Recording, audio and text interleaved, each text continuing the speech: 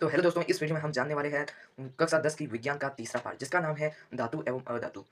तत्व कुल 118 प्रकार के होते हैं, जिनमें से इनके 3 प्रकार होते हैं: धातु, अधातु व उपधातु। धातु इसमें चमकने का गुण होता है, ठोस अवस्था में होता है, जिनमें से अपवाद यानी जो इनसे अलग होता है, जिसका नाम है Hg यानी पारा, जो कि द्रव होता है। और उदाहरण के लिए सोना, चांदी, इसमें ध्वनिकता सोनोरस होता है, इसमें कठोरता होती है। और कुछ ऐसे होते हैं जैसे Li, Na, K, यह मुलायम होते हैं, जिन्हें चाकू से भी काटा जा सकता है।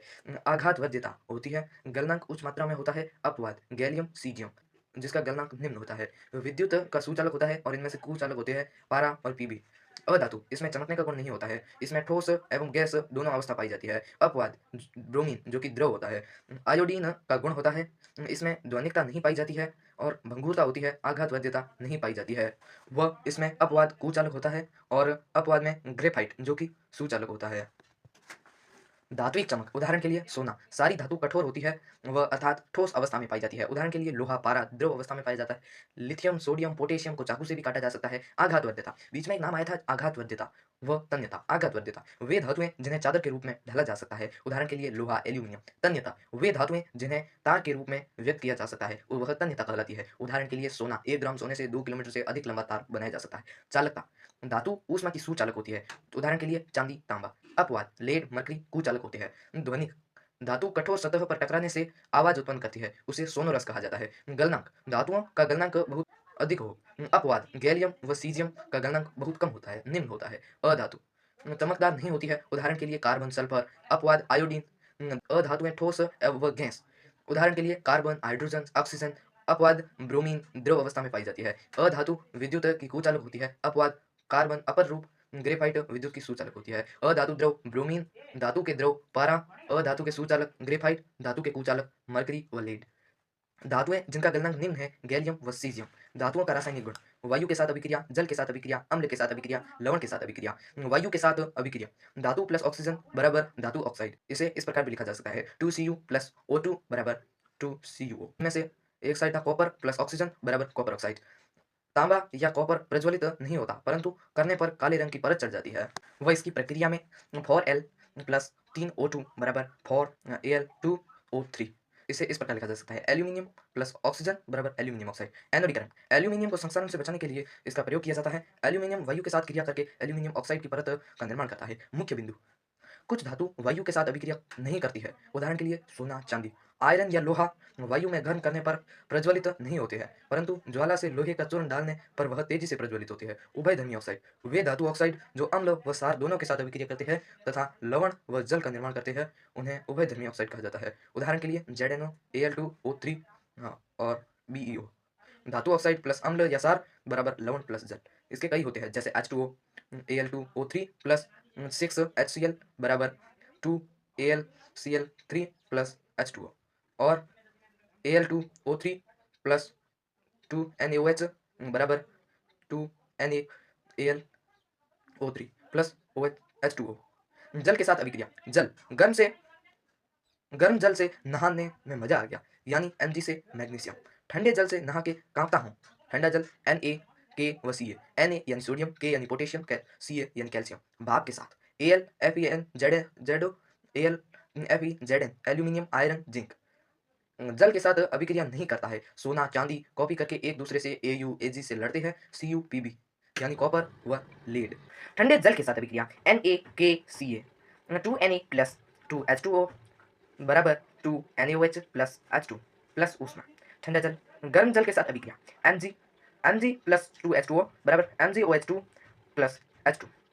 धातु की तनु अम्ल के साथ अभिक्रिया, अम्ल धातु के साथ क्रिया करके हाइड्रोजन गैस H2 देते हैं। धातु प्लस तनु अम्ल बराबर लवण plus H2। Mg plus 2HCl बराबर MgCl2 plus H2। Zn plus H2SO4 बराबर ZnSO4 प्लस H2। कुछ धातु तनु अम्ल के साथ अभिक्रिया नहीं करती। नाइट्रिक अम्ल जब धातु के साथ क्रिया करता है तो H2 गैस उत्सर्जित होती है। क्योंकि HNO3 प्लस प्रबल ऑक्सीकारक है, जो उत्पन्न हाइड्रोजन गैस को ऑक्सीकृत करके जल में परिवर्तन कर देता है, वह स्वयं नाइट्रोजन के किसी ऑक्साइड में उपचयित हो जाता है। Na2, Na1 और Na2। धातु लवण के साथ क्रिया, धातु A प्लस B बराबर लवण विलयन, A का लवण विलयन प्लस धातु B। CuSO4 प्लस Fe बराबर FeSO4 प्लस Cu। संक्रियता श्रेणी वह सूची है जिसमें धातुओं की क्रियाशीलता को अवरोही क्रम में व्यवस्थित किया जाता है। जैसे इनके कई उदाहरण हैं, जैसे के potassium, Na sodium, calcium, magnesium, aluminium, zinc, iron, lead, hydrogen, copper, mercury या पारा, चांदी, सोना। और इसको याद करने का तरीका है, जैसे कि मान लो इसे लिखा जाता है के NaCa Mg Al Zn Fe PbHCu Hg Ag Au। और इसको याद करने का तरीका, केदारनाथ का माली आलू जरा फीके पकाता है, कौन होगा आगे आएगा। MgCl2 और Cl आयनिक यौगिक। इलेक्ट्रॉन का धातु से अधातु की ओर चले जाना आयनिक यौगिक वैद्युत संयोजक यौगिक कहलाता है। आयनिक यौगिकों के गुणधर्म। भौतिक प्रकृति में आयनिक यौगिक कठोर होते हैं तथा भंगुर प्रकृति के होते हैं। गलनांक व क्वथनांक। आयनिक यौगिकों का गलनांक व क्वथनांक बहुत अधिक होता है क्योंकि आयनिक यौगिक में अंतराण्विक आकर्षण बल अधिक होता है। घुलनशीलता। जल में घुलनशीलता होते हैं। मिट्टी के तेल, केरोसिन, पेट्रोल, डीजल आदि में अविलेय होते हैं। प्रकृति में धातुओं की प्राप्ति। मुक्त अवस्था में गोल्ड, प्लेटिनम, सिल्वर, मरकरी आदि। संयुक्त अवस्था में sodium, calcium, potassium, aluminium, lead, copper आदि। खनिज। पृथ्वी में प्राकृतिक रूप से उपस्थित तत्वों व यौगिक को खनिज कहते हैं। उदाहरण के लिए लोहा, एल्यूमिनियम। अयस्क। खनिजों में कोई विशेष धातु अधिक प्राप्त में होती है जिनका निकालना लाभकारी होता है, उसे अयस्क कहते हैं। अयस्कों की समृद्धिकरण। गैंग। पृथ्वी में खनिज अयस्कों को मिट्टी, रेत, धूल जैसी कई अशुद्धियां जिन्हें गैंग कहा जाता है। धातुओं के निष्कर्षण से पहले अशुद्धियों को हटाना आवश्यक होता है। गैंग को हटाने के लिए कुछ प्रक्रियाओं का उपयोग होता है तथा उनके भौतिक तथा रासायनिक गुणों का पहचान करके उन्हें पृथक किया जाता है। धातुओं का निष्कर्षण। कुछ धातुएं पृथ्वी में पाई जाती है तो कुछ अपने यौगिकों के रूप में। सक्रिय श्रेणी में नीचे की धातुएं जैसे कॉपर, गोल्ड, सिल्वर स्वतंत्र अवस्था में पाई जाती है। सक्रियता श्रेणी में नीचे की धातुएं जैसे कॉपर, गोल्ड सक्रियता श्रेणी में मध्य धातुओं जैसे जिंक, लेड, आयरन, सल्फाइड व कार्बोनेट के रूप में पाई जाती है। सक्रियता श्रेणी के ऊपर की धातुएं जैसी अधिक क्रियाशील होने के कारण कभी भी स्वतंत्र अवस्था में नहीं पाई जाती। सक्रियता वर्ग में आने वाली धातुओं का निष्कर्षण अयस्क को निम्न तरह से किया जाता है। इनके धातु ऑक्साइड को केवल गर्म करके ही प्राप्त किया जा सकता है। उदाहरण के लिए एक सिनेवार मरकरी का अयस्क है। वायु में सिनेवार को गर्म करने पर 2Hg सॉलिड है और 3O2 यह गैस है और 2HGO बराबर सॉलिड प्लस 2SO2 बराबर गैस। HGO को और गर्म करने पर 2HGO सॉलिड बराबर 2Hg liquid plus O2 gas. उदाहरण के लिए 2Cu2 S प्लस 3O2 बराबर 2CO2 O प्लस 2SO4। सक्रियता श्रेणी में मध्य स्थिति में धातु का निष्कर्षण। इस श्रेणी में धातुओं को सल्फाइड व कार्बोनेट के रूप में पाई जाती है। धातु को उसके ऑक्साइड में प्राप्त करना अधिक आसान होता है, अतः पहले सल्फाइड व कार्बोनेट उसके धातु में परिवर्तित करते हैं। धातु ऑक्साइड से धातु प्राप्त करने के लिए अपचायक का प्रयोग करते हैं। ZnO प्लस Cu बराबर Zn प्लस CO। नोट। विस्थापन अभिक्रिया द्वारा भी धातु ऑक्साइड के रूप में प्राप्त की जा सकती है। इनमें अपचायक के रूप में अत्यधिक क्रियाशील धातु का प्रयोग होता है। उदाहरण के लिए NaCl। थर्मेट अभिक्रिया। इस अभिक्रिया में उपयोग में रेशम की पटरी व मशीनी पुर्जों के दूसरे को जोड़ा जाता है। जोड़ने के लिए इसका प्रयोग किया जाता है और इसकी अभिक्रिया कुछ इस प्रकार होती है। Fe2O3 प्लस 2Al बराबर 2Fe plus Al2O3। Iron oxide. संक्रियता श्रेणी में सबसे ऊपर धातुओं का निष्कर्षण। ये धातुएं अत्यधिक क्रियाशील होती है। उदाहरण के लिए KaNaCa। इन्हें धातुओं को अपचयन द्वारा प्राप्त किया जाता है। इन धातुओं को अनेक गलित क्लोराइड के विद्युत अपघटन से प्राप्त किया जाता है। कैथोड माइनस पर धातु का निक्षेपण व एनोड प्लस पर क्लोरीन गैस मुक्त।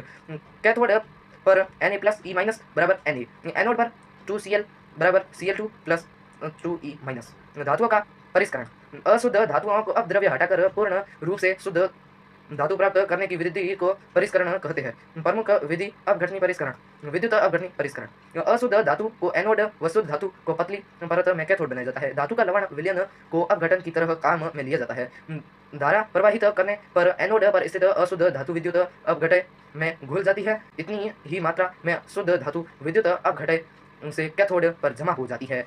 विलेय अशुद्धियाँ विलयन में चली जाती है तथा अविलेय अशुद्धियाँ एनोड तली पर जमा हो जाता है, जिसे एनोड पंख कहा जाता है। संसरण। जब कोई धातु किसी अम्ल आर्द्रता के संपर्क में आती है तो उस धातु का क्षय या ह्रास हो जाता है। इस प्रक्रिया को संसरण कहते हैं। उदाहरण, खुली वायु में सिल्वर काली हो जाती है क्योंकि सिल्वर वायु में उपस्थित सल्फर के साथ अभिक्रिया कर सिल्वर सल्फाइड को बनाती है। उदाहरण 2, कॉपर में हरे रंग की परत चढ़ जाती है क्योंकि कॉपर वायु के साथ अभिक्रिया करके कार्बन डाइऑक्साइड की क्रिया से हरा पदार्थ कॉपर कार्बोनेट बन जाता है। संसरण से बचाव के उपाय। पेंट करके, तेल लगाकर, ग्रीस लगाकर, क्रोमियम लेपन, एनोडीकरण, यसद लेपन, लोहे पर जंग से बचाने के लिए जस्ता या फिर जिंक की पतली परत चढ़ाना यह लेपन कहलाता है। नोट: शुद्ध लोहा अत्यंत नर्म होता है और इसको कठोर बनाने के लिए लोहे में कार्बन 0.05% मिलाया जाता है। स्टेनलेस स्टील इस्पात: लोहा प्लस निकल प्लस क्रोमियम, इस पर जंग नहीं लगती है। मिश्र धातु: दो या दो से अधिक धातुओं के समान मिश्रण को मिश्र धातु कहा जाता है। उदाहरण के लिए पीता, कांसा, सोल्डर।